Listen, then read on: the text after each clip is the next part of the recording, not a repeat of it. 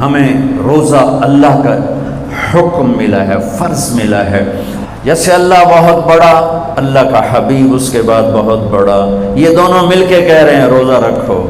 اب چھوڑیں گے؟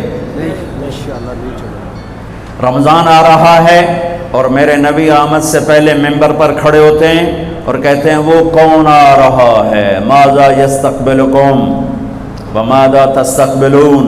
پھر فرماتے ہیں وہ کون آ رہا ہے، ماذا یستقبلکم وماذا تستقبلون. پھر آپ کہتے ہیں وہ کون آ رہا ہے، ماذا یستقبلکم وماذا تستقبلون. 3 دفعہ وہ کون آ رہا ہے، وہ کون آ رہا ہے، وہ کون آ رہا ہے. صحابہ ویکھن لگ گیا آیت ہے کوئی نہیں جی کی فرما رہے ہیں، او آ رہے او آ رہے او آ رہے. تو حضرت عمر کھڑے ہو گئے، یا رسول اللہ اوحی نزل، بندہ تو کوئی ہے نہیں تو کیا وحی آئی ہے؟ ہمیں کہا نہیں. تو کیا کوئی دشمن آ رہا ہے جو آپ نے دور سے دیکھ لیا ہے اور ہم اس کی تیاری کریں؟ ہم نے کہا نہیں. تو کہا تو پھر کون آ رہا ہے؟ ہم نے کہا رمضان آ رہا ہے، رمضان آ رہا ہے. فرض 70 فرضوں کے برابر، نفل فرض کے برابر. تراویح کے ہر سجدے پر 1500 نیکی، ہر سجدے پر 1500 نیکی. تراویح کے ہر سجدے پر جنت میں خوبصورت گھر جس کے 60,000 سونے چاندی کے دروازے. تراویح کے ہر سجدے پر جنت میں ایک درخت سونے چاندی کا جس کے نیچے 100 سال عربی گھوڑا دوڑ سکتا ہے. یہ میرے رب کا کرم فضل انعام. شیطان قید کر دو، ہو گئے. جنت کے دروازے کھول دو، کھل گئے. جہنم کے بند کر دو، بند ہو گئے. اے مچھلیوں، اے چونٹیوں، اے پرندوں، اے پروانوں، اے سانپ بچھو، تم بھی روزے داروں کے لیے دعا شروع کر دو. کر دی. سمندر کی مچھلیاں، زمین کی چونٹیاں، روزہ رکھنے والوں کے لیے دعا. اور افطاری کے وقت دسترخوان بچھا ہوا ہے، کھانا سامنے ہے، کھا نہیں رہا، ہاتھ اٹھا کے دعا مانگ رہا ہے. میرا اللہ کہتا ہے انہوں کئی شہروں کی بیٹی کھاندہ کیوں نہیں، اے پیندہ کیوں نہیں؟ دسو نا فرشتے ہو، دسو نا یہ کیوں نہیں کھاندہ، یہ کیوں نہیں پیندہ؟ کہ مولا تیری خاطر. کہ بس ٹھیک ہے پھر میری تسبیح چھڑ دیو تو میرے روزے داران دی دعا تے آمین شروع کر دو. حتیٰ کہ اللہ عرش کے فرشتوں سے فرماتا ہے کہ میری تسبیح چھوڑ دو. اور اس وقت جو افطار پر دسترخوان سجے ہوئے ہیں اور لوگ کھانے سامنے رکھ کے بیٹھے ہوئے ہیں کہ اللہ کا امر آئے گا. میرے نبی بھی ایسے ہی فرماتے تھے. میرے نبی نے 9 رمضان دیکھے، 9 رمضان میرے نبی نے دیکھے. ان میں 2 30 کے تھے، 2 رمضان 30 کے اور 7 29 کے. اور آپ بھی کھجور سامنے رکھ کے بیٹھے ہوتے تھے اور ایک آدمی اوپر کھڑا ہوتا تھا اور وہ سورج کو ڈوبتا دیکھ رہا ہوتا تھا. جو ہی سورج ڈوبتا وہ کہتا یا رسول اللہ غربت ڈوبا. آپ فوراً کھجور منہ میں رکھتے تھے. آپ سحری بالکل آخر میں کرتے تھے اور افطاری فوراً کرتے تھے تاکہ امت پہ بھوک کا ٹائم تھوڑے سے تھوڑا ہو. یہ رحمت للعالمین ہے. آپ افطاری دیر سے آخری لقمہ، آخری کھجور منہ میں یا آخری لقمہ اور بلال اذان دیتے تھے اور ادھر یوں سورج چھپا اور ساتھ ہی لقمہ منہ، ساتھ ہی منہ میں. ہم 2-2.5 منٹ لیٹ کرتے ہیں کہ احتیاط احتیاط. چلو ٹھیک ہے، لیکن میں اپنے نبی کا بتا رہا ہوں کہ فوراً ڈوبتے ہی منہ میں کھجور یا پانی یا دودھ کی لسی، اس سے آپ افطار فرماتے تھے. اور ایک واقعہ ہوا، بادل تھے تو بادل میں اندازے سے افطار ہوتا ہے. سب نے افطار کر لیا، میرے نبی نے بھی افطار کر لیا. اور تھوڑی دیر بعد جب نماز پڑھنے کے لیے اٹھے تو بادل ہٹے تو سورج کھڑا ہوا تھا. تو وہ روزہ سب کا قضا ہوا. پھر رمضان کے بعد سارے مدینے نے، میرے محبوب نے بھی وہ روزہ دوبارہ قضا کیا. تو میرے بھائیوں، اس مہینے میں اللہ نے قرآن کو اتارا، اس میں لیلۃ القدر کو اتارا، اس میں اللہ تعالیٰ نے مسلمانوں کو پہلی دفعہ فتح عطا فرمائی. جنگ بدر کی فتح کا تحفہ رمضان میں، مکے کی فتح کا تحفہ رمضان میں. جیسے اللہ بہت بڑا اور اللہ کا حبیب بہت بڑا، پھر اللہ نے اپنے حبیب کو امت بھی اسی کے حساب سے دی. میں تھوڑا فرق بتاؤں موسیٰ علیہ السلام کی امت اور میرے نبی کی امت کی. موسیٰ علیہ السلام کی قوم آگے موسیٰ پیچھے ہارون، اور چلتے چلتے سمندر پہنچے. آگے آ گیا سمندر، پیچھے آ گیا فرعون. قال اصحاب موسیٰ، موسیٰ علیہ السلام کے ساتھی صحابہ اس میں طنز ہے کہ اتنی صحبت اٹھا کے بھی عقل نہ آئی. قال اصحاب موسیٰ، بنو اسرائیل نہیں کہا، اصحاب موسیٰ کہا، کہ ان کے لیے اس میں لان تان ہے کہ اتنی صحبت کے بعد بھی تمہارا ایمان یقین نہ بنا. کہنے لگے انا لمدرکون، موسیٰ تو نے ہمیں مروا دیا، پکڑوا دیا، اب آگے سمندر ہے، پیچھے فرعون ہے، ان کتنے جاویے. ان کو نہ موسیٰ علیہ السلام کا فکر ہوا اور نہ ہارون علیہ السلام، انہیں اپنی پڑھ گئے. تو موسیٰ علیہ السلام نے کہا کلا کا ترجمہ جو بھی ہے وہ صحیح ہے، ہرگز نہیں، پر میں اس کا ترجمہ نہیں، اس کی مراد یہ بیان کرتا ہوں کہ موسیٰ علیہ السلام نے کہا تسی ہو تو لتراں دے لے یا تو فرعون دا لتر پوے یا تو سمندر دی موج پوے، لیکن ان معی ربی، میرا رب میرے ساتھ ہے، وہ مجھے راستہ دے گا، میری طفیل تمہیں بھی دے گا. 40 سال کی صحبت کے بعد اور اتنے بڑے بڑے معجزے دیکھنے کے بعد کہنے کہ تو نے مروا دیا. یہ تصویر ہے موسیٰ علیہ السلام کی قوم کی. اب میں تصویر پیش کرتا ہوں اپنے نبی کی امت کی. 27 صفر کی رات ہے، جمعہ کی رات ہے، آج ہجرت کی پہلی رات ہے. میرے نبی اور صدیق دونوں ہجرت کے لیے نکل رہے ہیں. میرے نبی پنجوں کے بل چل رہے ہیں تاکہ پاؤں کا نشان کھوجی پہچان نہ لے. ابو بکر کبھی آپ کے آگے چلتے ہیں، کبھی پیچھے چلتے ہیں. موسیٰ علیہ السلام کی قوم نے کہا تو نے مروا دیا، اب کیا کریں.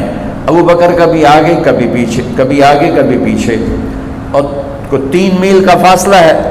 آپ نے کہا ابو بکر کیا کرتے ہو، کبھی آگے کبھی پیچھے، کبھی میرے آگے ہو جاتے ہو کبھی میرے پیچھے ہو جاتے ہو. کہ یا رسول اللہ اخاف الرصد فامشی امامک اخاف الطلب فامشی خلفک. یا رسول اللہ، واہ واہ واہ واہ، جب مجھے یہ خیال آتا ہے کہ آگے کوئی دشمن چھپا ہوا حملہ نہ کر دے تو میں آگے ہو جاتا ہوں کہ میرے اوپر وار پڑے آپ پہ نہ پڑے، اور جب مجھے خیال آتا ہے پیچھے سے کوئی حملہ نہ کر دے تو پھر میں پیچھے ہو جاتا ہوں کہ میرے اوپر وار پڑے آپ پہ نہ پڑے.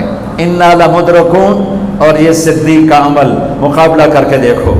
پھر جب غار ثور پہ چڑھنے کا وقت آیا تو آپ کے 4 میل چلنے سے پنجے سارے زخمی ہو گئے، آپ نہیں اوپر چڑھ سکے. ابو بکر نے آپ کو کمر پہ بٹھایا اور پورا پہاڑ اوپر لے کر گیا، پورا پہاڑ. غار کے دروازے پر جا کر آپ کو باہر کھڑا کر دیا. رسول اندر نہیں آئیں گے. آپ اندر گئے، اندھیرا تھا، ٹٹول کے سارے غار کے سوراخ پتھروں سے بند کیے، سوراخ باقی رہ گئے. پگڑی اتاری اور پھاڑ کے سوراخ بند کیے. پھر سوراخ باقی رہ گئے تو کرتا اتارا اور پھاڑ کے سوراخ بند کیے.